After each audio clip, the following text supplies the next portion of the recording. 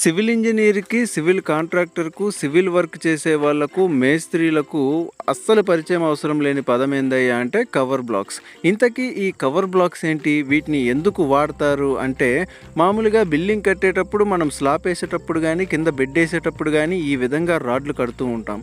ఇలా కట్టినప్పుడు ఆ రాడ్లు కింద ఆనకుండా మధ్యలో గ్యాప్ కొంచెం ఏర్పడడానికి ఈ కవర్ బ్లాక్స్ అనేవి వేస్తారు. అసలు గ్యాప్ ఎందుకు ఉండాలయ్యా అంటే, ఒకవేళ స్లాబ్ వేస్తున్నట్లయితే గనక ఆ సెంట్రింగ్కి రాడ్కి మధ్యలో ఉన్నటువంటి గ్యాప్లో ఈ కాంక్రీట్ అనేది దూరడం వల్ల అది బాగా దృఢంగా తయారవుతుంది. అలా కాకుండా గ్యాప్ లేనట్లయితే కనుక కింద పక్క మొత్తం ఫినిష్ అయిపోయిన తర్వాత కింద పక్క మనకు రాడ్లు బయటికి కనపడేటటువంటి అవకాశం ఉంటుంది.